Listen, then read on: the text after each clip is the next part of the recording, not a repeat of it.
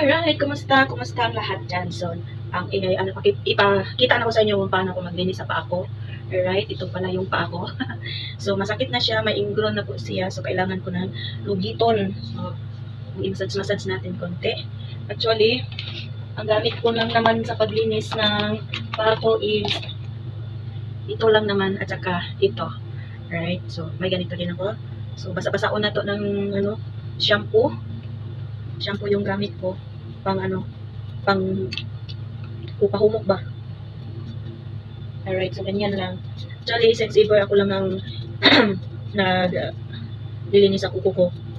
Tsantsado yung hindi naman talaga ako nagpaaw. Dati sa Pilipinas, nung sa factory pa ako, nagpapalinis ako syempre. Kasi yung trabaho wala na ko time na magpanugit kung tiil. No? Kasi yung trabaho natin is so hard, risky kayo. So yun, ako na mismo ang naglilinis dito. Minsan ako nagpapalinis every 6 months ako dati nagpapalinis sa kuko ko. Kaya hindi siya malmal yung kuko ko, hindi siya tulad sa kuko ng dati na na sira na ako, hindi alaga ko tong kuko ko. So ganyan lang siya. Hindi ko siya masyadong tinatanggalan ng kasi manipis lang yung balat.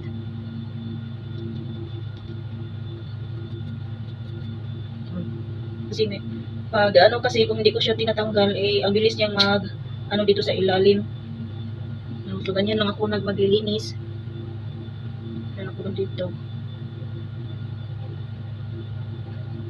Tsaka noong parang 1990s pa, yung asawa ng tiyuhin ko ang pinalugit ko sa kuko ko kasi siya, magaan yung niya, pinakuha ko ng ingrown, magaan yung kamay niya kaya gusto ko yun. Siya talaga ang unang nakakuha sa ingrown ako dati. High school pa ko siguro na. Nag-iyak ako ng iyak sa sakit. High school o elementary? Ganyan. So, hindi ko siya, mababaw lang ang ingrown niya. But, at least nga, hindi ko siya masyadong sarap pa malugitin. Kunti pa. Yan. Pag hindi kasi ito makuha is ang sakit.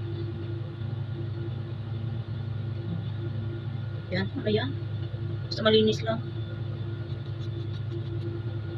Ito naman isa.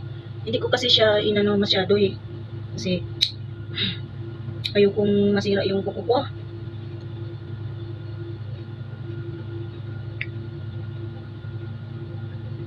Kaya every 2 weeks or 3 weeks nililinis ko yun. Agad-agad hindi ko siya kasi yung takot ba? Takot ako maglugit. Pero wala akong choice, kailangan kong lugitin kasi masakit man. Nagka-ingrown. Ito lang naman ang problema ko sa gilid, dalawa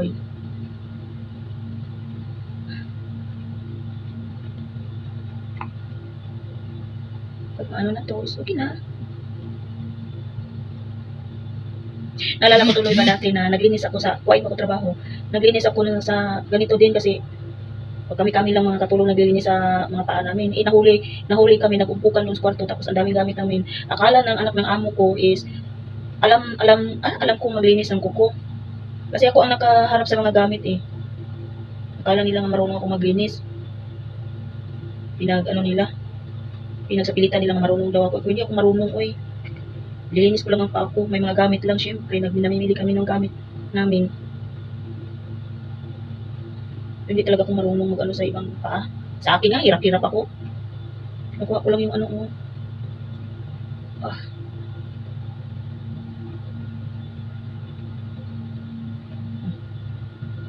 Tingnan nyo. Sobrang laki. Okay na. Ganyan lang siya.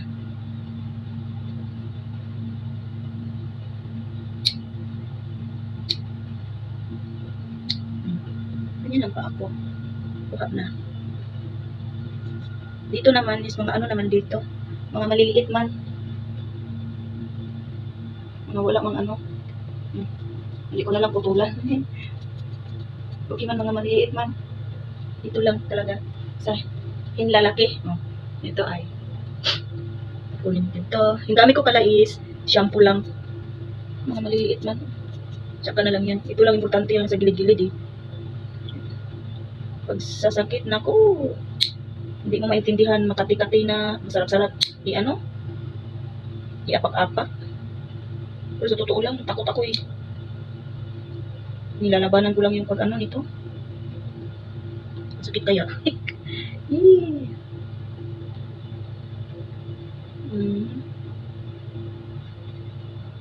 Dito, mababaw lang dito. Okay.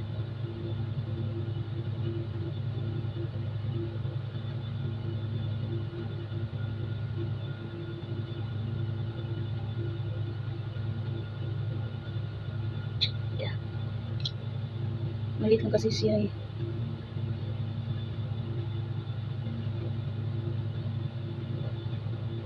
Uy, medyo masakit do. Dito siya oh. Oh, masakit.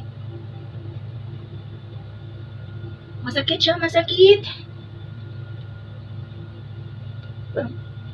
Nakakatakot. Nadudulas man ang kamay ko.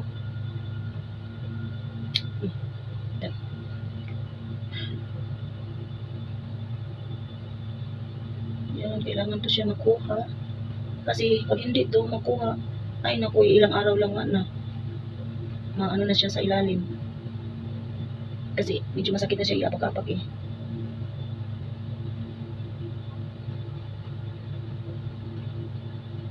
Malaki-laki din oh.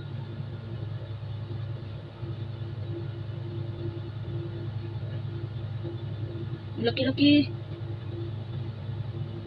Uy, sana wag dugo ang sakit. Uy, kalugit. Nagkalugit, magmaayo. Agay. Agay.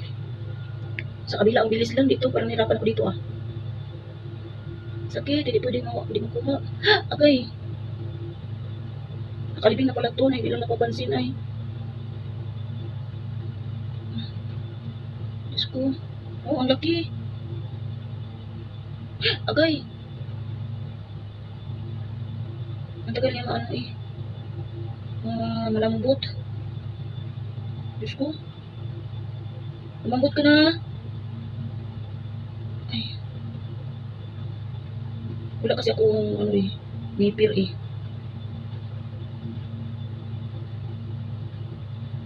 Yun laki-laki din. Natin ko na lang. Hindi siya maibot. Diyos ko. Laki oh.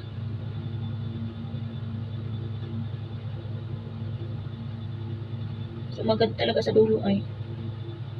Hindi. Ayan, naputol. Diyos ko, naputol pa siya. Hindi pwedeng hindi ka makuha, uy.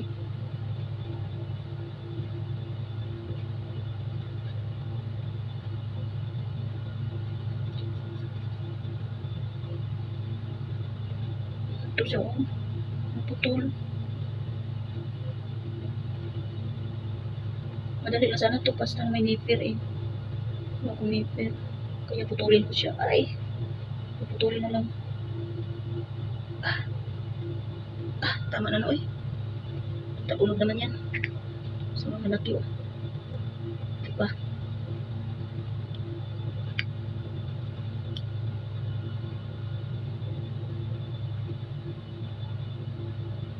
Aray, sakit lang na. Malaki din. Ito ang pinakamalaki oh.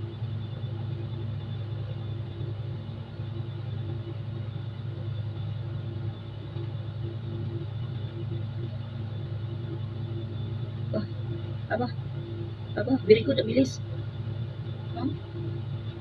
Aray. Ito ang pinakamalalim na ingron. Talagang butas siya dito sa ilalim. Kaya, mahirap siya kung hindi siya makuha agad. Kasi napakalalim niya eh.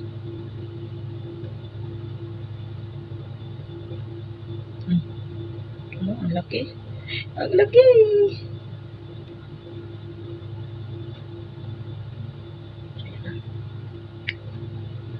Buti na mabilis lang kuha.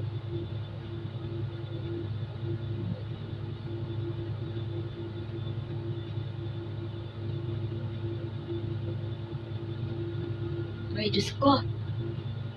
Yan.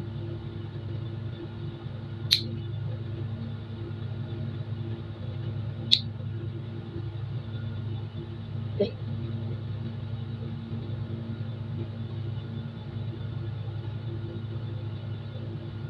Yan. Yan lang.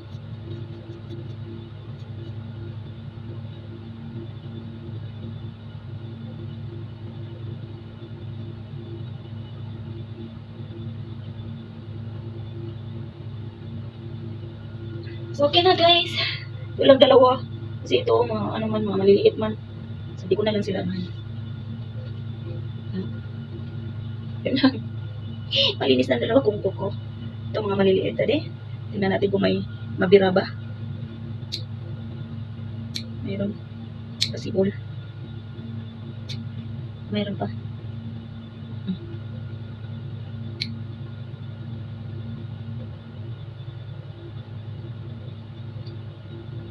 Ay, nakulod din. Marimar. Pinilit kong ano. Ay, mga virgin, baka niya kong kuko ba. Mga ano kayo ni siya. Dati, yung manicurista ko, gusto niya yung arti-arti, lagyan ng style-style yung kuko ko kasi, ano eh, kaob na kaob. Ano siya, malapad ba? Na ano siya, kumplito. Walang sira. Mabilis linisan. Ayan. Mga gagmay man. Ito din na.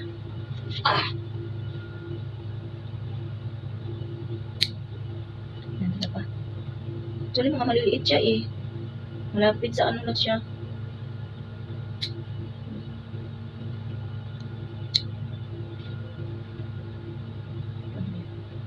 Parang may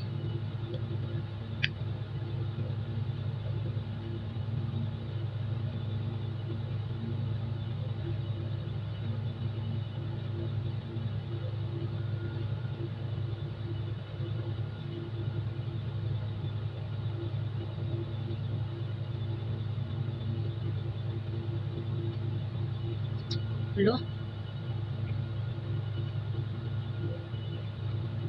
Ano man? Naibot to eh. Medyo sakit lagi.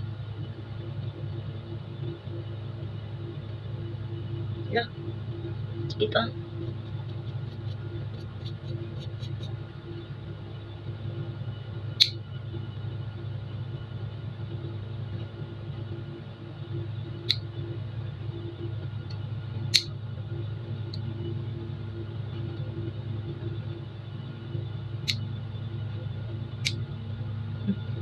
Yun. Ayun. Sakit eh. Yan ang pa ako. Ba? Massage tayo yun, guys. Ganyan man. O, diba? That's done. So, ganyan lang. Hindi ko na siya kinis-kiskisan kasi malinis naman siya. Eh. Tsaka wala naman siyang ano eh. Manipis lang siya ba? Alright. Yun lang yun. Thanks for watching.